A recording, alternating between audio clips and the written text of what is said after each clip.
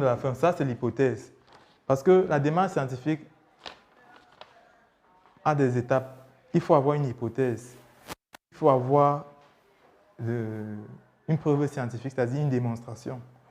Et il faut avoir une conclusion qui vérifie est-ce que l'hypothèse est bonne. Vous voyez un peu.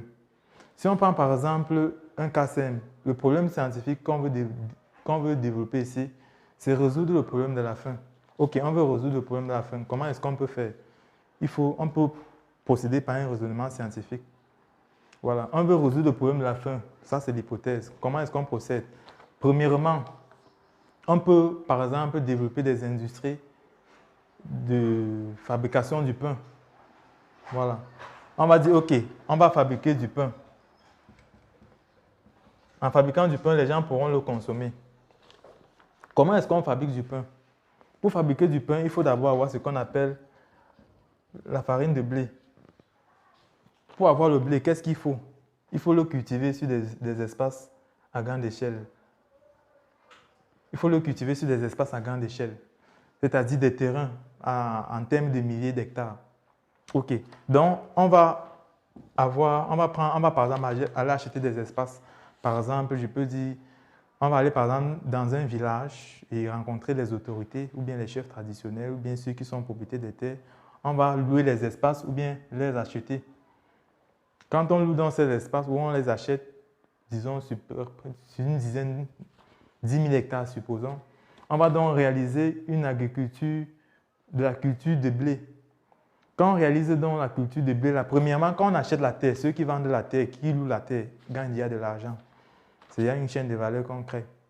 Maintenant, il va falloir qu'on cultive le blé. Pour cultiver le blé, on va acheter des engins mécaniques, par exemple les tracteurs. On doit louer par exemple les conducteurs de tracteurs. Pour ça, quand on achète les tracteurs, ça développe l'industrie de fabrication des engins. Donc ceux qui fabriquent les tracteurs gagnent de l'argent. On doit par exemple prendre le conducteur, celui qui conduit, il gagne de l'argent. Voilà.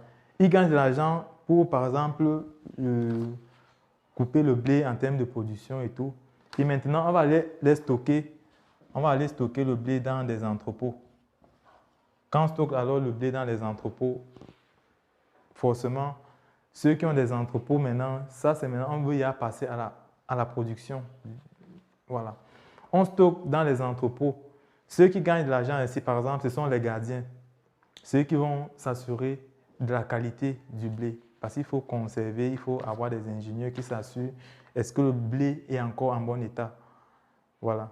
Donc, on va payer les ingénieurs, on va payer les gardiens pour s'assurer de la sécurité. Encore une chaîne de valeur créée. Maintenant, il va falloir qu'on passe à la phase de fabrication pour fabriquer. Il va falloir qu'on fabrique le pain à base du blé. C'est-à-dire, on va transformer le blé. Pour transformer le blé, il y a les employés qui vont s'assurer que la pâte est bien tournée, le blé a été transformé de façon adéquate. On paye donc ces ouvriers-là. C'est toujours une industrie. Là, maintenant, on est dans l'industrie de fabrication. C'est-à-dire, on va recruter des employés, des ouvriers qui vont s'assurer à ce que le pain puisse être fabriqué. Encore une chaîne de valeur qu'on crée en payant ces ouvriers-là. Quand on finit de fabriquer alors du pain, maintenant, il va falloir qu'on achemine cela dans des boulangeries. Pour acheminer cela dans des boulangeries, il faut payer des conducteurs qui vont transporter le pain. Ça développe encore l'industrie de ceux qui font dans le pétrole. Parce que pour faire démarrer le véhicule, il faut acheter l'essence. Vous voyez? Il faut acheter l'essence. Donc, ceux qui font dans le pétrole gagnent de l'argent. Encore une chaîne de valeur créée. Les conducteurs gagnent de l'argent. Encore.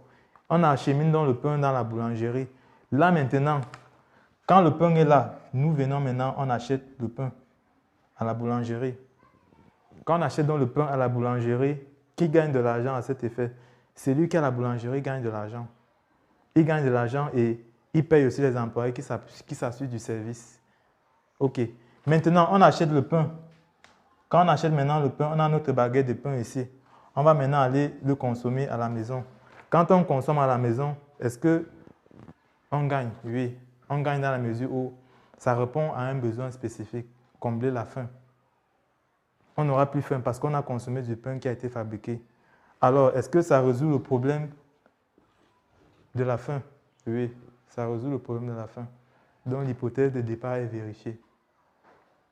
Donc, vous voyez un peu un exemple. C'est-à-dire, à partir d'un problème, on peut créer toute une chaîne de valeur pour résoudre un problème. Donc, l'entrepreneuriat promeut une démarche scientifique. Donc, pour entreprendre, il faut penser comme un scientifique. Voilà. Est-ce qu'on a un problème? Est-ce qu'il y a un problème auquel on peut apporter une solution? Oui. Et quand on apporte une solution, on développe des stratégies qui font à ce qu'on crée toute une chaîne de valeur. Une chaîne de valeur dans laquelle il y a plusieurs personnes qui gagnent de l'argent à travers notre activité. Et en fin de compte, est-ce qu'on résout le problème de départ? Oui, c'est bon. OK. Donc, c'est ça. Le modèle scientifique. OK. Donc là, maintenant, ça, ce sont les 3 valeurs essentielles de la psychologie entrepreneuriale. Bon, maintenant, on va maintenant passer sur les 12 clés à succès pour un entrepreneur qui réussit ou bien pour un entrepreneur audacieux.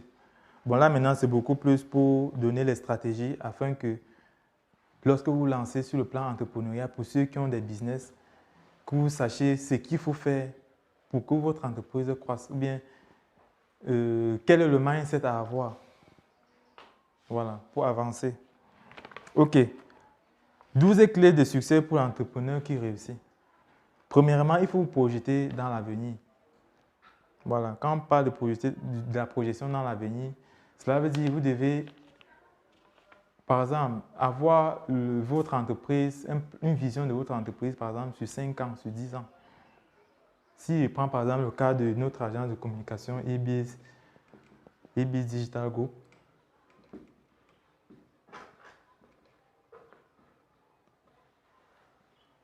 voilà, EBS Digital Group, actuellement nous avons déjà une vision qui est établie sur 10 ans. Bon, c'est vrai que de façon beaucoup plus minime, il faut avoir des visions sur 5 ans parce que la majeure partie des entreprises disparaissent au bout de 5 ans. Donc, il faut déjà établir une vision déjà à 5 ans minimum pour savoir où est-ce que vous partez. Parce que, qui dit parfois, si tu ne sais pas où tu vas te perdre en chemin. Donc, c'est pour ça qu'il faut développer il faut développer une vision. Il faut développer une vision et après, il faut aussi développer une stratégie pour passer à l'action. Parce que si vous avez juste la vision et que vous n'avez pas de stratégie, l'entreprise va échouer. Voilà. Par exemple, si je prends le cadre de EBS, notre vision, c'est d'ici 10 ans avoir notre siège, l'immeuble siège de EBS Digital Group, principalement à Yaoundé. Parce que pour le moment, nous avons encore des locaux que nous payons des charges pour louer ces locaux. Voilà. Donc, notre vision sur 5 ans, c'est d'avoir par exemple un bâtiment EBS Digital Group. Voilà. Et ça devrait être pareil pour vous. Avoir une vision, par exemple, sur 5 ans, vous devez déjà avoir combien comme chiffre d'affaires? Sur 10 ans, où est-ce que vous pouvez être? Voilà. OK, maintenant, vous concentrez. Le deuxième point, c'est vous concentrer sur vos missions, sur votre mission. Quand vous avez une entreprise, quand vous voulez développer une entreprise, vous devez avoir une mission que vous gérez, que vous devez gérer au quotidien. Voilà. Et si je prends par exemple le cas de notre agence de communication EBS Digital Group, notre principale mission, c'est de promouvoir la visibilité de masse de plusieurs entreprises à travers non seulement l'Afrique subsaharienne, mais aussi dans les pays développés comme en Europe, aux États-Unis et pourquoi pas aussi même en Asie. Voilà, donc notre vision, c'est de travailler mais aussi en partenariat avec des agences de communication étrangères, par exemple en France. Parce que aussi, nous nous inspirons aussi beaucoup de ce qui se passe ailleurs pour travailler aussi dans notre contexte. Voilà. Ça, c'est l'une de nos missions, promouvoir une visibilité de masse des entreprises. Parce que beaucoup ont de la peine à se faire connaître. Dernièrement, nous avons eu un jeune qui avait un projet vraiment très porteur. Mais son souci est que personne ne connaît ce qu'il fait. Voilà, personne ne connaît ce qu'il fait. Et aussi, il ne sait pas utiliser les canaux digitaux pour pouvoir promouvoir ses projets. Donc, Ibiz est là aussi pour permettre, pour former même aussi des personnes à communiquer. On forme même aussi des community managers à travailler pour les entreprises. Oui, c'est-à-dire travailler sur les pages, que ce soit les sites internet, créer du contenu pour parler des services de l'entreprise, afin que les gens puissent savoir ce qu'ils vendent, où est-ce qu'on peut les trouver, combien coûtent leurs produits. Voilà, donc c'est ça. 3. Vous devez cerner vos clients potentiels. Cerner vos clients potentiels. Dans le cadre de eBiz, notre cible, ce sont les entreprises. Voilà, c'est-à-dire ceux qui ont déjà des projets, qui ont déjà des entreprises et qui veulent avoir une visibilité. Parce que quand on parle de technologie, il y a beaucoup de nos parents qui sont encore dans l'ancienne technologie, c'est-à-dire les Facebook, on parle là, les WhatsApp, là, ils ne sont pas dedans. Ils ne savent pas comment utiliser ça. Donc, du coup, eBiz a pour mission de former aussi cette catégorie de population afin de les inclure aussi dans le processus. Parce que de nos jours, tout est en train d'être informatisé, automatisé. Et il faudrait que les entreprises puissent s'arrimer aux nouvelles technologies en place. OK. Donc, cernez vos clients potentiels. 4e point, placez le client au centre. Voilà, la finalité d'un produit est qu'il soit vendu. Si vous fabriquez un produit ou un service et qui n'est pas vendu, ça ne sert à rien. Voilà, c'est même ça le but même d'entreprendre. Votre produit doit être consommé. C'est ça. Donc, placez le client au centre. Cherchez à vendre, en fait, à promouvoir un service de qualité aux différents clients. Par exemple, que tu sois un vendeur, tu as une boutique au marché que tu es en train de vendre. Ta principale mission serait que quand un client entre, par exemple, dans ta boutique, qu'il en sorte étant satisfait. Pas seulement dans le cadre du produit, mais aussi le fait de bien recevoir le client fait aussi partie même de la stratégie commerciale, du marketing. Parce qu'il va acheter le produit, il est bien reçu, il va partir, il va revenir prochainement acheter chez vous. Voilà. Et votre produit sera consommé au fur et à mesure. Donc, placez vos clients au centre. On dit parfois dans notre contexte, le client est roi. Voilà, donc, et l'un des problèmes que nous rencontrons aussi dans notre contexte, c'est que beaucoup d'entreprises négligent le service client. Voilà, beaucoup d'entreprises ne savent pas mettre la priorité sur le client. C'est pour ça, généralement, dernièrement, je suis arrivé dans un magasin pour acheter un vêtement. Bon, j'entre dans le magasin. L'accueil a d'abord été néfaste. Et généralement, ce sont, bon, par expérience, c'est beaucoup plus les femmes qui sont un peu, qui ont un peu ce côté un peu néfaste là, en termes de la réception client. C'est-à-dire, certains, vous allez arriver pour un service, bon, on vous accueille mal. Et du coup, ça ne vous donne plus envie de revenir prochainement pour acheter un produit dans le lieu en question. Et ça vous fait perdre des clients. Si vous avez un client qui vient acheter et qui ne revient plus après parce qu'il a été mal reçu, c'est dangereux. Le business va couler à long terme. Oui. Donc, concentrez vos efforts sur vos compétences. Concentrez vos efforts sur vos compétences. Donc, par exemple, à eBiz Digital Group, la principale compétence que nous avons besoin, c'est d'avoir des performances à copywriting. Parce que nos différents clients, quand ils arrivent même, certains ne savent pas produire des textes de vente pour pouvoir mettre en avant leurs produits ou leurs services. Voilà. Et donc, du coup, nous avons besoin, à notre niveau, d'avoir des copywriters. Oui. C'est-à-dire ceux qui produisent des textes de vente bien spécifiques. Donc, si par exemple, si on a une entreprise qui vend par exemple les vêtements et qui est basée, disons, à Mendon, nous devons être à mesure de descendre sur le terrain, voir ce qu'il vend et produire des textes de qualité qu'on va faire sa communication avec. Ça, c'est l'une des compétences que nous avons besoin pour mettre en avant nos différentes activités. Voilà. L'autre point, c'est de croire dans votre produit ou votre service. Oui. Bon, une des choses de nos jours, c'est que beaucoup de jeunes se lancent dans le domaine entrepreneurial, mais ils ne croient pas à leurs produits. Donc, ils font juste des choses à tâtons et n'ont pas, en fait, n'ont pas une certaine vision par rapport à ce qu'ils vendent. Parfois, l'idée est même bonne, mais ils font juste des choses, ils ne s'impliquent pas de façon adéquate. Ce n'est pas bon. Il faut mettre en avant les compétences. Mettre en avant les compétences. Concentrez vos efforts sur vos compétences. Par exemple, ici, il y a beaucoup de graphistes, il y a beaucoup de développeurs. Voilà, donc, bien faire le graphisme, bien faire le développement des sites web de qualité, produire des œuvres de qualité va vous permettre d'avoir plus de clients. Et avoir plus de clients vous permet de beaucoup vendre. Plus vous vendez, plus votre entreprise croît, puisque vous gagnez de l'argent. Donc, concentrez vos efforts sur votre service, sur vos compétences que vous octroyez pour résoudre un problème spécifique. OK. Donc, croyez à votre produit ou à votre service. Ensuite, il faut proposer à vos clients d'essayer vos produits. Voilà, ce n'est pas pour rien que quand vous arrivez dans un marché, vous voulez acheter une chaussure. Le vendeur de chaussures vous demande d'essayer la chaussure. Vous pouvez même avoir une chaussure, par exemple, qui est la pointure, disons, 43, ou chaussure, par exemple, le 43. Vous regardez bien, vous savez que ça peut vous suffire. Mais le vendeur vous dit, mesurez. Mesure la chaussure pour voir ça sur ton pied. C'est une stratégie marketing. Oui. Il propose au client de tester le produit.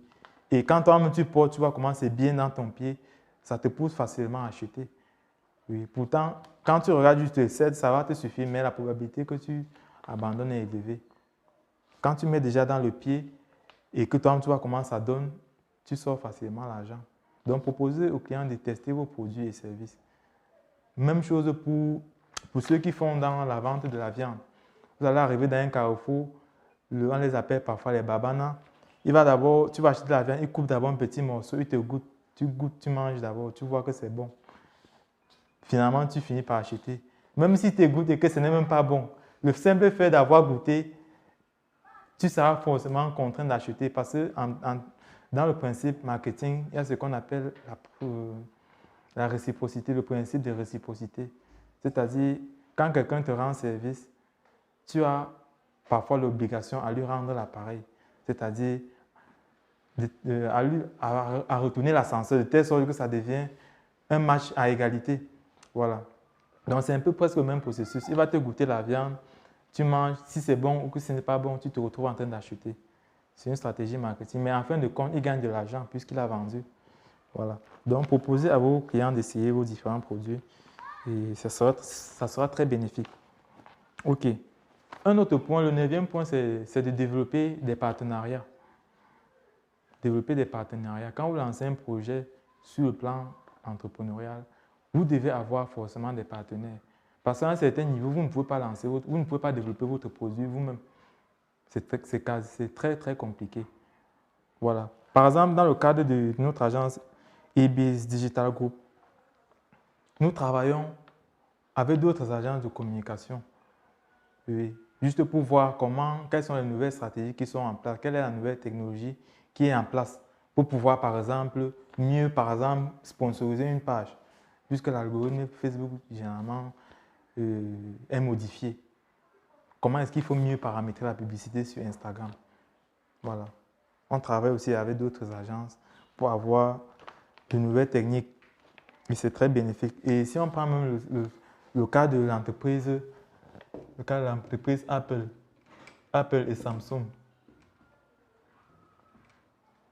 ce que plusieurs personnes oublient, c'est que ces deux entreprises-là ne sont même pas en concurrence. Beaucoup pensent qu'ils sont en concurrence, mais pourtant ils ne le sont pas. Parce que Apple, il y a beaucoup d'instruments dans le iPhone qui sont fabriqués par l'entreprise Samsung. Dans le iPhone 15 Pro qui vient de sortir, il y a beaucoup de pièces qui sont fabriquées par l'entreprise Samsung et qui fait à ce qu'on puisse monter l'iPhone. Mais beaucoup de personnes ne le savent pas. On pense que le S9 est en concurrence avec le iPhone.